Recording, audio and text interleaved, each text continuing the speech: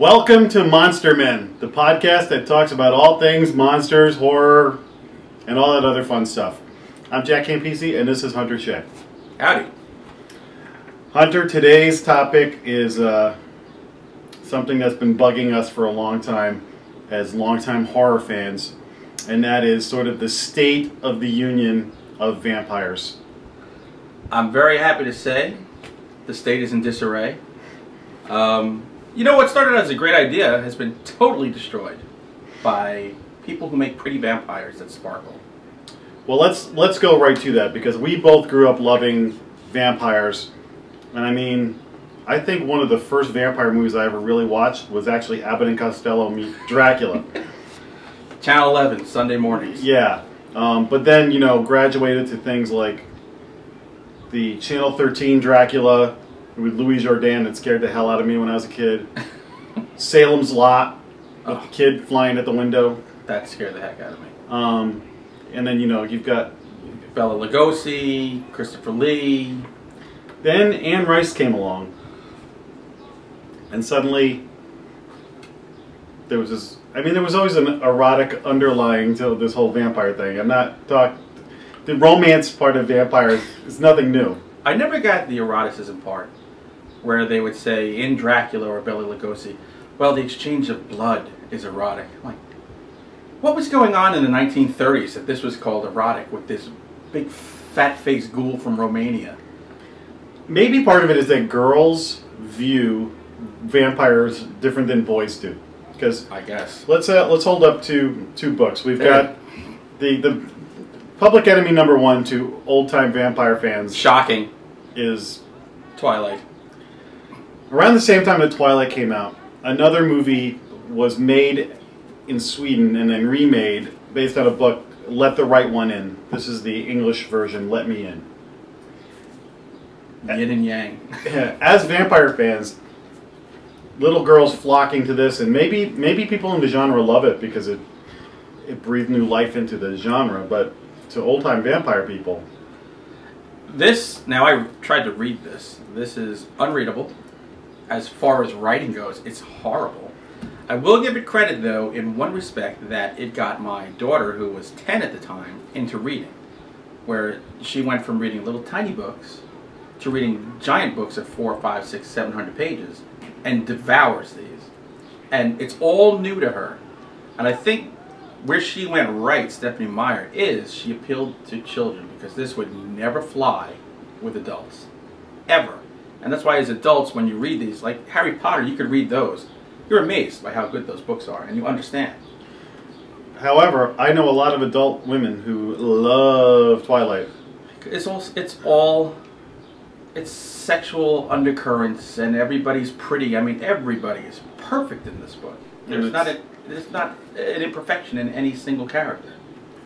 So, I guess that's what they go for. Whereas Let Me In, or Let the Right One In, depending on which version you saw, which they're both very good, and the book is even crazier than the movies, is, you know, this little girl vampire who may be 12 years old or maybe a 100-year-old living in a 12-year-old body, a kid with a bunch of disorders, and, you know, a psychopath in the making. And if you see the movie, it's also a question of, is it a girl or is it a boy?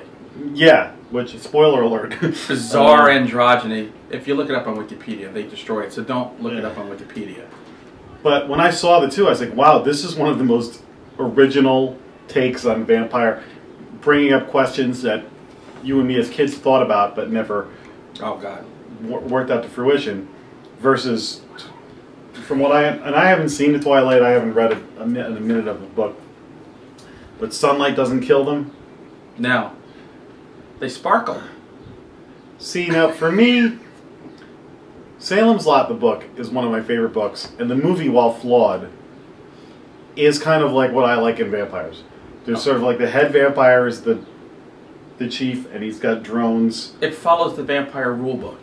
Yes. But the vampire's terrifying because he looks like Nosferatu. Nosferatu is the scariest damn vampire ever. Yeah, and they're eating to feed. There's, you know. Right.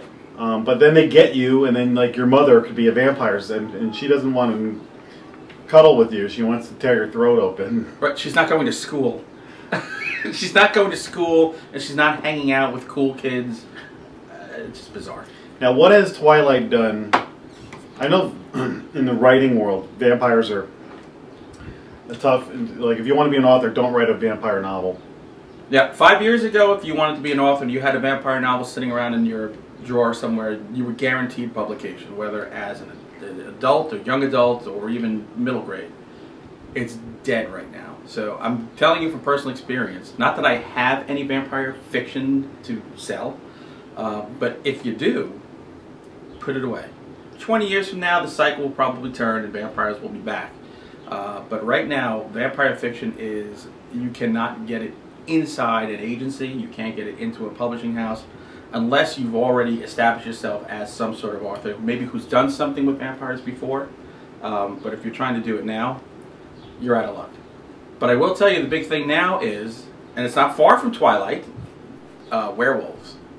So if you have something on werewolves, specifically werewolf erotica, I never thought I'd hear that one. Yes, I've been asked if I have anything with werewolf erotica. Although werewolf erotica, I guess, has been brewing for a while, because you had the Howling had a sex scene in it.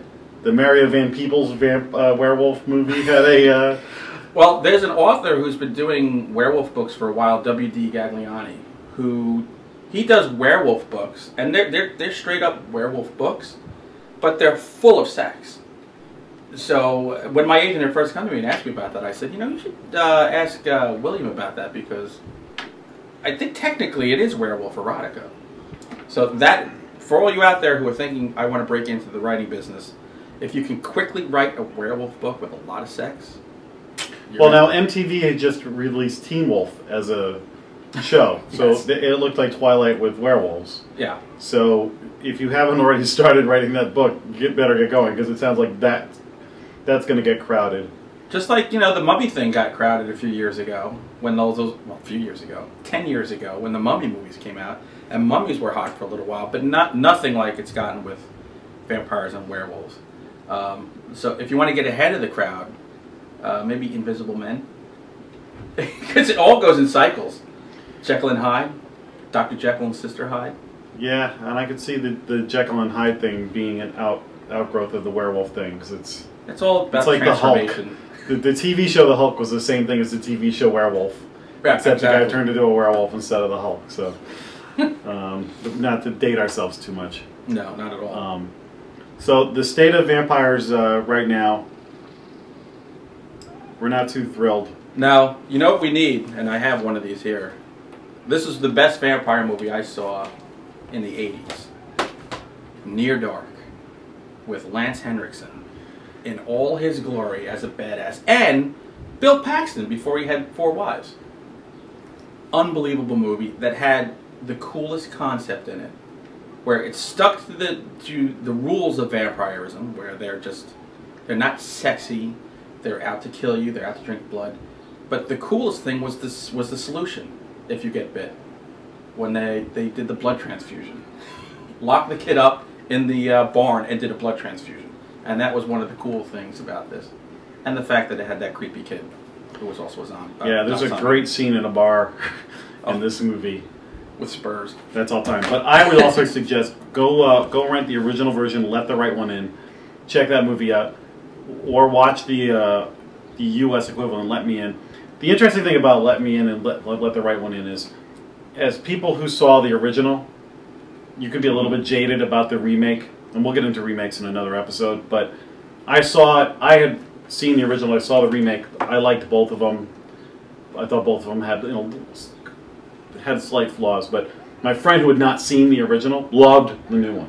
Right. So for me, I was like, okay, I need to take off my skeptic hat sometimes when I watch this stuff and just take it for what it is. But Near Dark, now that you held that up, I need to go back. I haven't watched that in years. Oh, it's still great. So that's my homework. But yeah, if you see the original, you're going to be like me. I did not want to see the remake at all, because to me the original was so perfect in the tone and the setting, because it was freezing. I mean, it's in Switzerland and it's cold and snowy, and just everything about the mood was perfect. My suggestion: watch the original, watch the remake, and then read the book, because the book takes it places that neither movie reaches, and I just genuinely enjoyed it. Matter of fact, I'm giving him the book after this episode for him to read because he's going to get a kick out of it. And I'll give him Twilight so you can burn it. Thank you. Okay, that's enough for this episode of Monster Men. So we are the Monster Men. We'll see you next time, and we don't have a catchphrase, so keep on monstering. Say goodnight, Gracie. Say goodnight, Gracie. Thanks.